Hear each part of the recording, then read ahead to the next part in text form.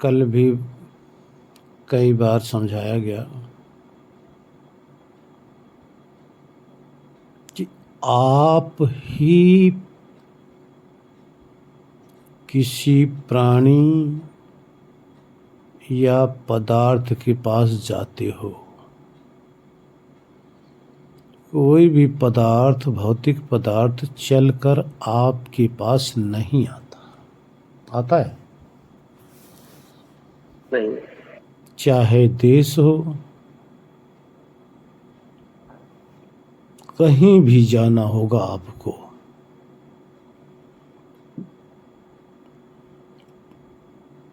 तो वो जहां आपको जाना है वो चल के नहीं आएगा। क्यों नहीं आएगा? क्योंकि उसके अंदर जड़ता है। वो जड़ पदार्थ है। वो जहां है वहीं पड़ा रहेगा। लेकिन विचार करो कि जिस देह में आप बैठे हो ये भी जड़ है। आप इसमें ना हो तो जहां पड़ा रहे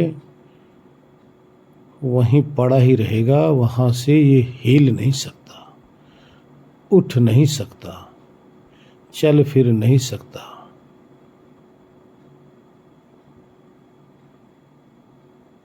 लेकिन आप के होने के कारण से, आपके चाहत के कारण से, आपके राग के कारण से, आपके कर्म के कारण से, आप जब भी चाहते हो इस देह को लेकर आप चल देते हो। ये देह आपका मोबाइल घर है, चलता फिरता घर है। ये घर आपको चलता फिरता परमात्मा ने आपको दिया हुआ ये गॉड गिफ्ट है। आपको जब भी जाना होगा तो इस घर को पहले ले जाना पड़ेगा जिसमें आप रह रहे हो, जिसको आप देह कह रहे हो। इस घर के सहित ही आप इस संसार में विचरण कर सकते हो। आपको जल्दी जाना होगा तो इस घर को हवाई जहाज पे बिठाओ, तो इस घर को लेकर जहाज वहां पर पहुंचा देगी आपको। इस घर को लेकर ट्रेन पे बिठाओगे तो ट्रेन पहुंचा देगी, बस पे बिठाओगे बस पहुंचा देगी, कार पे बिठाओगे तो कार पहुंचा देगी, बाइक पे पहुंचाओगे बिठाओगे तो बाइक पहुंचा देगी, पैदल चलाओगे तो पैदल जाके पहुंचा देगा। कहने के तात्पर्य है आपको कहीं भी जाना होगा तो इस घर के सहित जाना होगा। जबकि आप घर नहीं हैं, देह रूपी घर आप नहीं हैं, लेकिन देह रूपी घर के अंदर आप कैद हो। जहां जाना होगा पहले घर को ले जाना पड़ेगा। जैसे तोता, तो कहीं जाना हो, पिंजरे में कैद है तो पिंजरा पहले जाएगा, पिंजरा के साथ साथ ही तोता जाएगा, पिंजरे में ही तो कैद है तोता। इसी तरह से इस चलता फिरता घर के अंदर आत्मा रूपी तोता कैद है। यही कैद आपका बंधन है, इसी बंधन से आपको छूटना है। सीधा साधा सीधा सा सवाल जवाब है, यही आपका बंधन है। आप तोता हो, आपके अंदर सामर्थ्य है, पूरा आकाश एक क्षण में नाप सकते हो। आप में पावर है, लेकिन आपकी पावर को कमजोर कर दिया गया है। आपकी पावर को इसके अंदर कैद करके जो यथार्थ पावर है उस सत्ता को कमजोर कर दिया गया है। अब आपकी पावर कहाँ यूज हो रही है, कहाँ यूज कर रहे हो? अब इस देह के लिए, इस घर को चलाओ, तभी आप जाओगे। अब विचार करो, जहां भी जाते हो इस घर को लेके जाओगे, लुढ़कोगे। इसी तरह से अगर किसी से मिलने जाओगे तो वो भी आपकी ही तरह उस घर के अंदर कैद है। कोई प्राणी होगा तो इसी तरह से वो आपके पास आ सकता है, इसी तरह से आप उसके पास जा सकते हो, इसी तरह से उससे आप व्यवहार कर सकते हो, इसी तरह से वो आपसे व्यवहार कर सकता। लेकिन ना आप उसको देख सकते हो, ना वो आपको देख सकता है। दोनों छुपे हो किसमें? इस घर के अंदर। लेकिन इन झरोखों से आप झांक भी रहे हो, इन्हीं झरोखों से आप व्यवहार भी कर रहे हो, वो भी और आप भी। अब जहां भी जाओगे या वो भी आपके पास आएगा, वो भी इस घर को लेकर ही आपके पास आएगा। कब तक? इसमें कैद तब तक रहोगे जब तक आपका जो खुराफात किए हो ना, पाप और पुण्य का, प्रारब्ध का, जब तक वो खत्म ना हो जाए, जब तक उसको भोग नहीं लोगे, इसी में कैद रहोगे। ये आपकी परतंत्रता है। यहां पर आप असहाय हैं। लेकिन आगे देखिए, आगे आप स्वतंत्र हैं। आप कहीं जाओ या ना जाओ, कोई आपको मजबूर नहीं करेगा। किसी से मिलो या ना मिलो, कोई आपको मजबूर नहीं करेगा। हाँ, आपकी परिस्थिति आपको मजबूर कर सकती है। आपका जो आहार का जो चक्कर है ना, इस शरीर का, आहार के लिए तो भटकते फिरते हैं। सारे प्राणी आहार के लिए भटक रहे हैं। पक्षियों को देख लो, सुबह से शाम तक आहार के लिए भटकते रहते हैं। पशुओं को देख लो, वो भी भटक रहे हैं। आपको देख लो, आप भी तो भटक रहे हो। उनमें आप में इतना फर्क है कि वो सिर्फ आहार को ढूंढते हैं, आहार की खोज करते हैं, और आप आहार को लाने के लिए पैसे की खोज करते हो। क्योंकि पैसा होगा तो आहार तो दुकान से मिल जाएगा। बस आप में और 84 में इतना फर्क है। वो पैसे के लिए नहीं भटकते, वो सिर्फ आहार के लिए भटकते हैं। किसी का आहार अन्न है, किसी का आहार फल है, किसी का आहार मांस है। अनेकों प्रकार के सबके आहार हैं देह के अनुरूप। जैसा जिसका घर है यानी देह, वैसा उनका आहार है। अब आप बताइए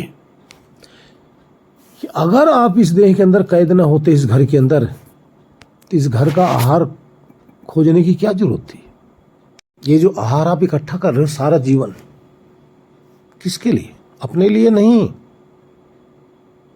इस घर के पालन पोषण के लिए। अपने लिए क्या कर रहे हो? जिस घर में रहे ना, वो पांचों तत्वों से तो बना है, और पांचों तत्व बाहर से ला के आपने इसमें घुसेड़ना है, तभी ये चलता रहेगा। ये इसका आहार है। अब सारी उम्र, सारा जीवन आप किसके लिए कर्म कर रहे हो? अपने लिए या जिस चलते फिरते घर के अंदर आप कैद हो उसके लिए? अपने लिए नहीं कर रहे भाई। इस घर के लिए, इस घोड़ी के लिए जिस पे सवार हो, इसके लिए सारी उम्र बीत जाता है। अपने लिए तो अकल ही नहीं आई। अपने को तो यही अकल नहीं आई कि हम इस घर से अलग हैं, हम घर से रहित हैं, नहीं अकल आई। तो आपका प्रश्न यही है कि जहां भी आप जाते हो, या तो इस चलते फिरते घर को लेकर आहार के लिए जाते हो, या विहार के लिए जाते हो, यानी घूमने के लिए या मनोरंजन के लिए जाते हो, या कोई न कोई कारण आपका है, लेकिन जाते आप ही हो। कोई चीज आपके पास नहीं आता। प्राणी को छोड़ के आपके पास कोई आने वाली चीज नहीं है। जब आप सब जगह जाते हो तो ये कर्ता आप हो गए, या जहां जा रहे हो, जिसके लिए जा रहे हो, वो कर्ता हो गया? आप बताइए ना। कर्ता तो आप हो गए ना, कर्म तो आप कर रहे हो, चाहत आपकी है।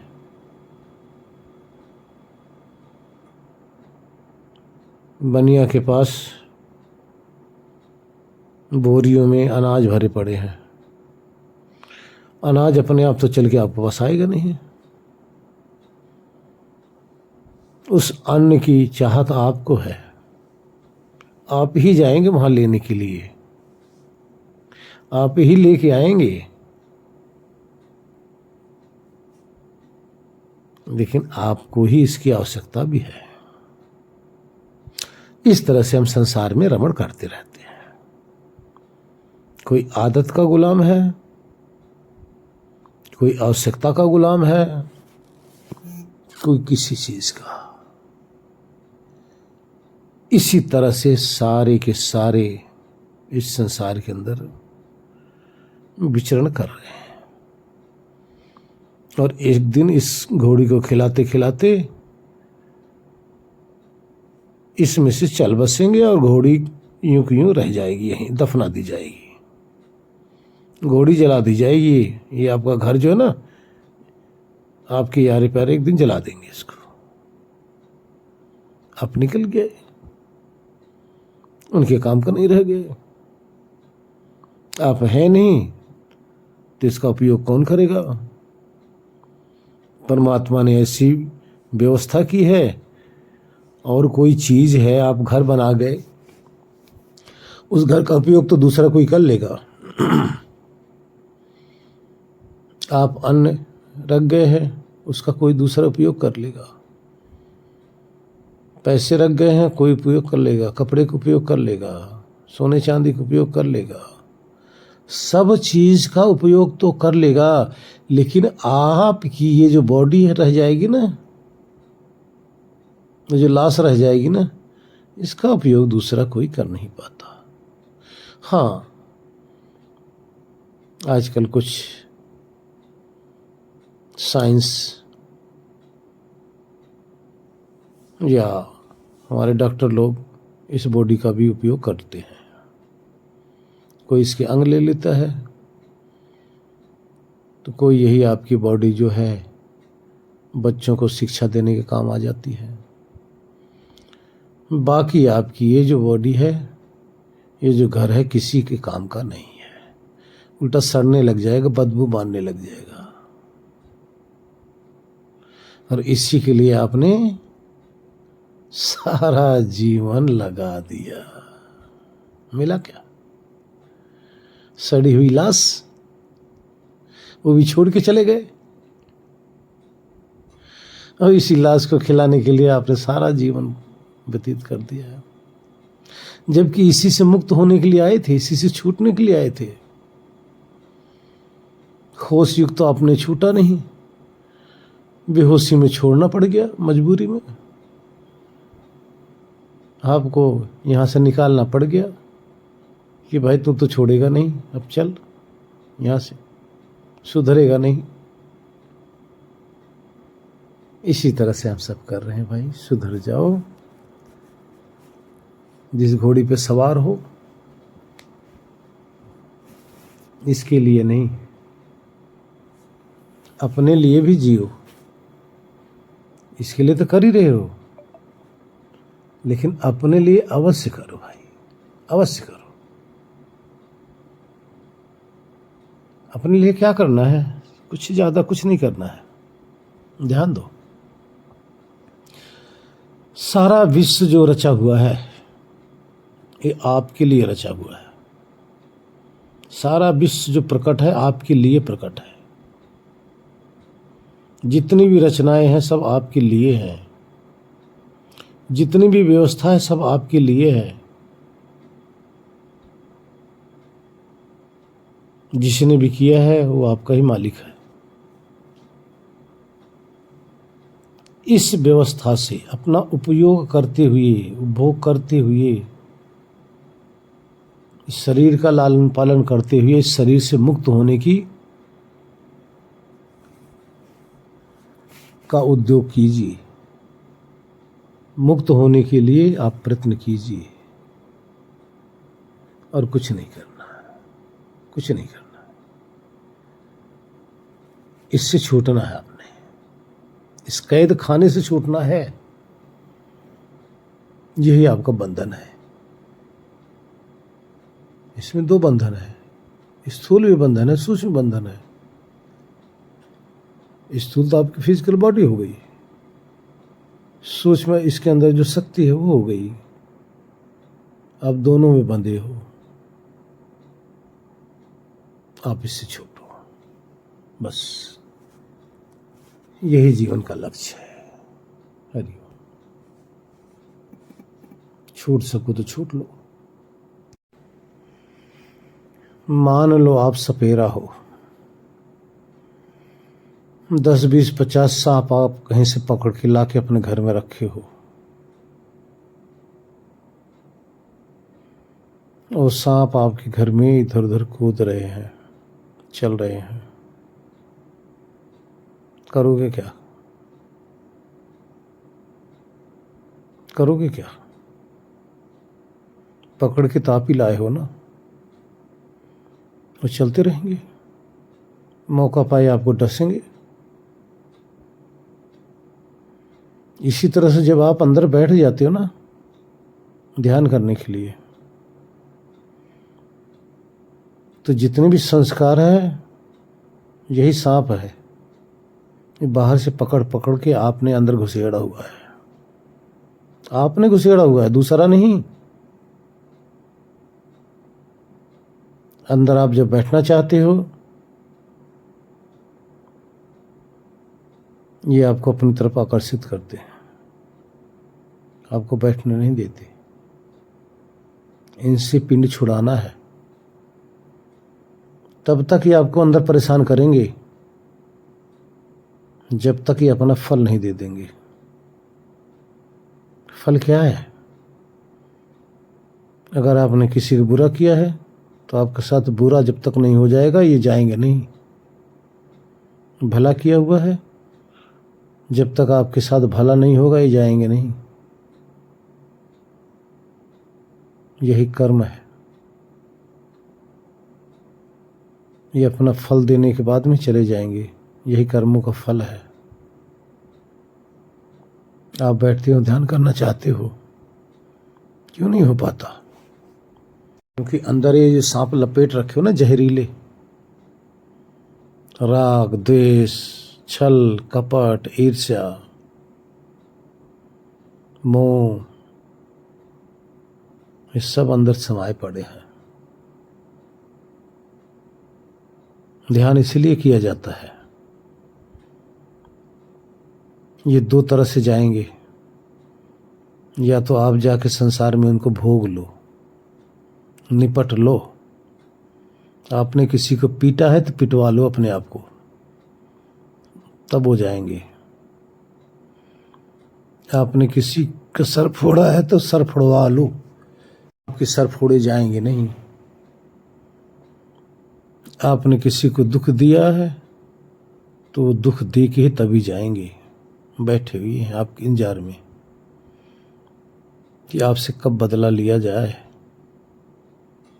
आपको कब सताया जाए, कहाँ पटका जाए।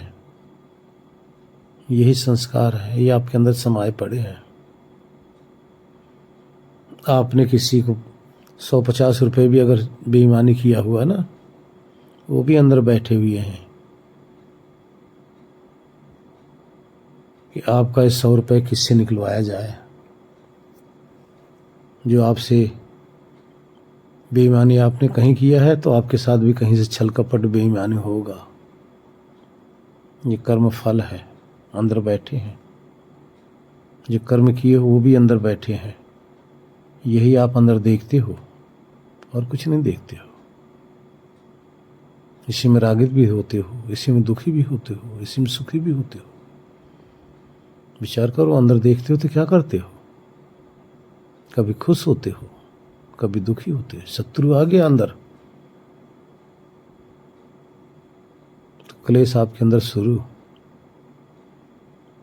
किसी ने एक गाली दे के चला गया है, आप बैठे हो और वो आ गया ना चित्र, उसने मुझे गाली दिया था।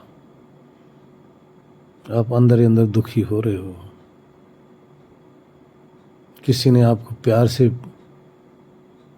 बोला है, नम्रता से, अगर वो आ गया अंदर तो आप अंदर गदगद होने लगे, खुश होने लगे। ये सब आपको अंदर अंदर दुखी सुखी दोनों कर रहे हैं, अपना फल दे रहे हैं।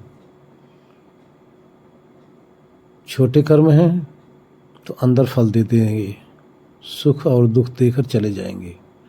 बड़े कर्म हैं तो बाहर पटकेंगे, कहीं एक्सीडेंट कराएंगे, कहीं हाथ तोड़ेंगे, कहीं कुछ करेंगे। ये वही है, वही नाग हैं जिसको आपने पाला हुआ, जो बाहर से पकड़ा हुआ है। अब ये जब आप ध्यान करने बैठते हो ना, तो यही सारे डंक मारते हैं आपको अंदर। जब ध्यान करने बैठोगे तो उनको पता है ये तो मेरी बारी खत्म हो जाएगी, यानी बिना फल दिए ही हमें हटना पड़ेगा। इसलिए ये आपके साधना में विघ्न डालते हैं। और जब तक ये अंदर हैं तब तक आपकी कभी समाधि नहीं लगेगी, नहीं लगेगी, कदापि नहीं लगेगी, लग ही नहीं सकती, क्योंकि ये आपको अंदर बैठने नहीं देंगे। समाधि कैसे लगेगी? समाधि का अर्थ संकल्प विकल्प सबसे शून्य। शून्य तो तब होगे जब इनसे निपटोगे, पहले ये आपको बैठने नहीं देंगे।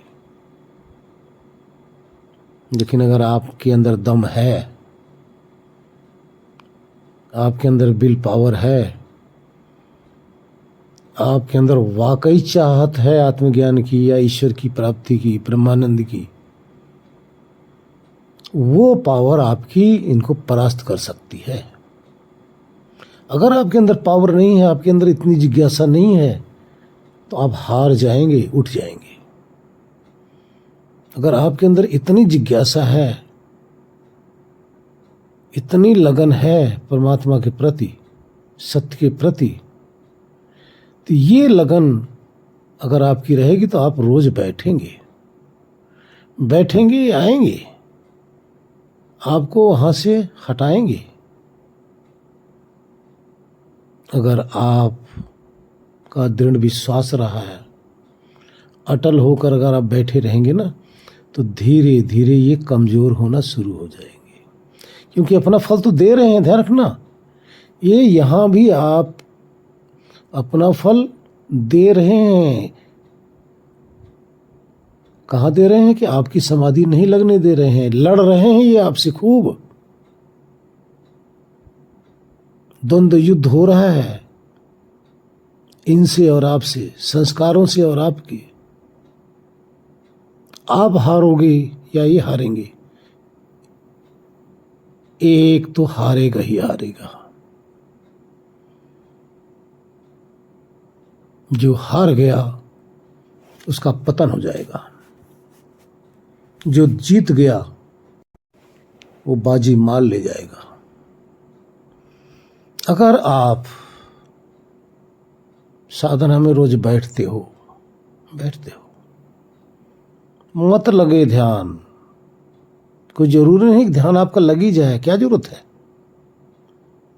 क्योंकि पहले शत्रु से लड़ना है, न कि ध्यान लगाना है। ये शत्रु तो परास्त हो रहा है कम से कम। आपका जो अटल विश्वास है, ईश्वर से प्रेम, ये प्रेम आपके इस शत्रु को परास्त कर रहा है।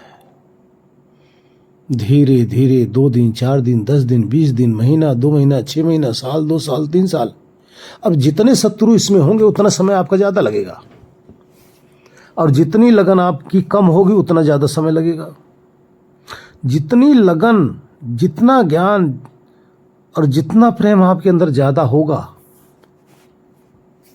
उतनी जल्दी ये सारे परास्त हो जाएंगे शत्रु। धीरे धीरे कमजोर होने लग जाएंगे। कभी न कभी आपकी थोड़ी देर के लिए ध्यान लग गया, अगले दिन फिर बैठेंगे, थोड़ा सा और ज्यादा ध्यान लग गया। किसी दिन बैठेंगे, उस दिन आपका बिल्कुल ध्यान नहीं लगेगा। किसी दिन बैठेंगे, बैठते ही इतना अच्छा ध्यान लग जाएगा कि बस मत पूछो। इस तरह से आपके साथ ये चलता रहेगा। इस शत्रु इकट्ठा आपने किया हुआ है, लड़ना भी आपको है। अगर आपको ये हरा पा दे, अगर इन्होंने आपको हरा दिया, तो समझ लो कि इनके हाथ में, दोनों हाथ में लड्डू आ गए। अब आपको पटक पटक के मारने का, आपको जन्म मृत्यु के फांस में फंसाने का। क्योंकि एक तो आप वहां से डिग गए, जिस समाधि के लिए आप जा रहे हो वहां से डिग गए, हट गए। और दूसरा, ये आपको तो फल दे रहे हैं, लेकिन आपके सामने ये अपने वंशज भी छोड़ जाएंगे। ये तो जाएंगे, लेकिन अपनी जो औलाद छोड़ जाएंगे ना, वो आपको फिर आगे वो पटकेंगे। इस तरह से जन्म जन्मांतर तक आप इसमें फंसे रहोगे। कभी भी चाहे असंख्य जन्म ले लोगे, आप बचोगे नहीं, फंसते रहोगे। क्योंकि ये सारे वंशज जो जाएगा, अपनी औलाद आपके पास रखे जाएगा, आपको पटकने के लिए, आपको मारने के लिए, आपको संसार में डुबाने के लिए, आपके अंदर आसक्ति पैदा करने के लिए, आपके अंदर राग पैदा करने के लिए, द्वेष पैदा करने के लिए, संसार के भोग की आसक्ति पैदा करने के लिए। पहले वाला जाएगा, अपनी औलाद छोड़ जाएगा, वो अपनी औलाद छोड़ जाएगा। इसी तरह से इस सृष्टि के अंदर ये सृष्टि चक्र चल रहा है, इसीलिए हम इससे मुक्त नहीं हो पा रहे हैं। इसलिए बैठ जाओ कमर कस के, जो होगा देखा जाएगा। अगर अटूट प्रेम, अटूट श्रद्धा आपके अंदर होगी ईश्वर के प्रति, तभी आप बैठ सकते हो, अन्यथा आप परास्त होकर उठ जाओगे। परास्त किससे होगे? इसी से जो आपने बाहर से सांप और सपोले इकट्ठा किया ना इस मन के अंदर, राग का, द्वेष का, क्लेश का, भोग का, यही सब आपके अंदर समाये पड़े हैं। ये सूक्ष्म शरीर के अंदर आते हैं। हरिओम। प्रकृति को दोष मत दो, दोषी आप हैं, प्रकृति नहीं है। दोषी तो आप हैं। आप अगर इसको न छेड़ो तो इसमें सामर्थ्य नहीं है कि आपको आके छेड़ दे। बाहर का कोई दृश्य अगर आप उस पे आसक्त ना हो तो वो कोई भी दृश्य आपके मन पटल पर संस्कार उसका पड़ ही नहीं सकता। तो दोषी कौन हुआ, वो या आप? एक पेड़ खड़ा है कहीं और उसको देख, उसमें फल लगे हैं, फूल लगे हैं, सब कुछ लगे हैं, वो तो बेचारा अपनी जगह खड़ा है, लेकिन आप देख देख कर उस पे आसक्त हो रहे हो और वो छाप आप अपने अंदर भर लिए और सारी उम्र भूल नहीं पा रहे हो। अब बोलो पेड़ की गलती है कि आपकी गलती है? हैं? वो तो बेचारा खड़ा है, उसका क्या है? लेकिन आपने उसके सारे संस्कार अपने अंदर, इस मन के अंदर घुसेड़ लिया, आसक्त होकर। कोई है, आपने उससे नफरत करके द्वेष भर लिया, उसकी क्या गलती है? गलती तो आपकी है, बाहर से भर तो आप रहे हो। प्रकृति की गलती नहीं है, प्रकृति तो है, प्रकृति को जैसे आप देखोगे वैसे ही दिखाई देगी। ध्यान रखना, संसार में प्राणी पदार्थ हैं, आप जिस नजरिए से देखेंगे उसी नजरिए से आपको दिखाई देगी। मेरे भाई, आपकी बेटी है, आप अपनी बेटी को बेटी के नजरिए से देखें तो बेटी दिखाई देगी, लेकिन उसी बेटी को अगर दूसरा कोई दूसरी नजरिए से देखेगा तो बेटी की क्या कसूर है? आप बताइए ना, बेटी की क्या गुनाह है? नजरिए का गुनाह है। देखने वाले की नजरिया कैसा है इस पे निर्भर करता मेरे भाई। ये संसार, प्रकृति आपको बांधती नहीं, आपका अपना नजरिया आपको बांधता है। आप ही अपने आसक्ति के कारण से आप गुलाम बनते हो। प्रकृति में सामर्थ्य नहीं आपको बांधने की, आप में ही है कि आप जाकर जबरदस्ती बंध जाते हो किसी से और छुड़ा भी सकते हो। ध्यान रखना, अगर आप जाके किसी से बंध सकते हो तो आप अपने आप को छुड़ा भी सकते हो। दोनों सामर्थ्य आपके पास है।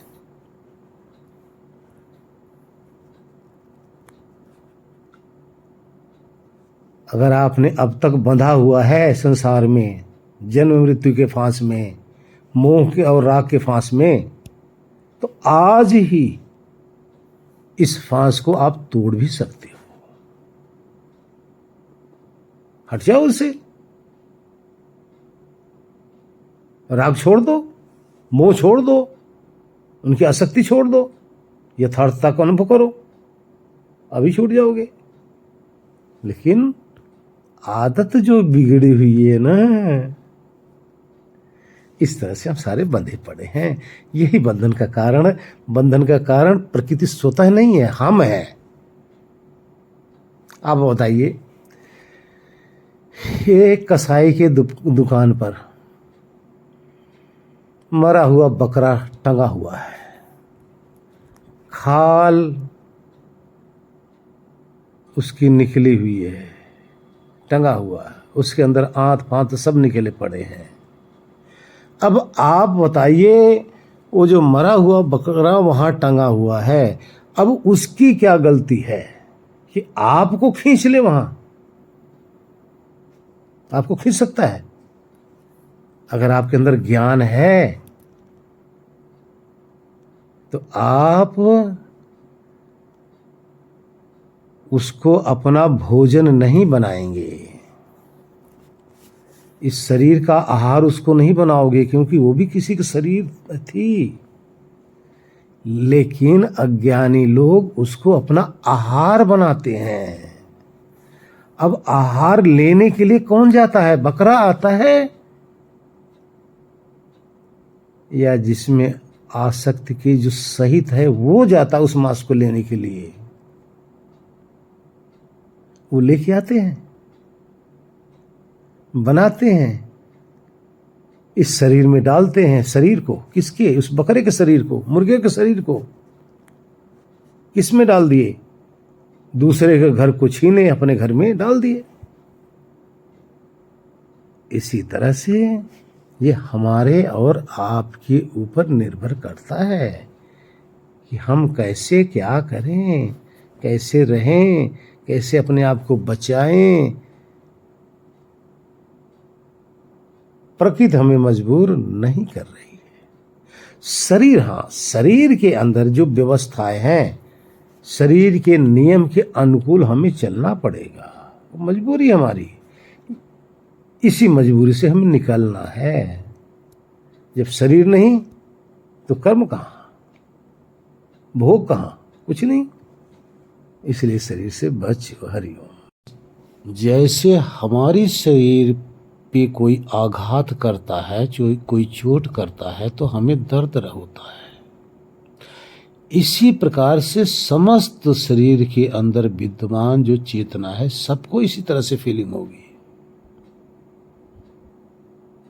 तो उसका आचरण बदल जाता है। वो ना किसी की शरीर पे आघात देगा, ना किसी के मन को आघात देगा, लेकिन फिर भी शरीर को जिलाना पड़ेगा।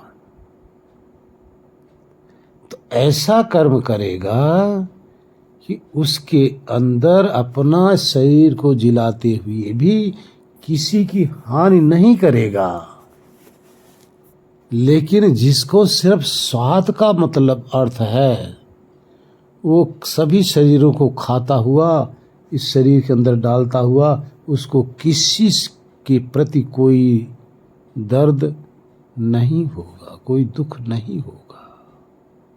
तो ये ज्ञान आने के बाद में समझ आ जाती है ना। जिसको समझ आ गई वो बचेगा, जिसको नहीं आई वो तो खाएगा, है ना। खाएगा तो खाया भी जाएगा। विचार करो, अगर दूसरे शरीर को शरीर में खिलाएगा तो इसकी शरीर को भी तो कोई खिलाएगा। प्रकृति क्या करती है? अदले के बदला, जैसा करोगे वैसा भरोगे। प्रकृति तो यही करती है, यही यहां सृष्टि का विधान है। तो ज्ञानी बच लेता है और अज्ञानी और फंस लेता है। दोनों में इतना फर्क है। ज्ञानी ज्ञान के द्वारा बचना चाहता है, बचता है, जितना बचा सके अपने आप को, जितना बचा जा सके उतना तो बचता ही है।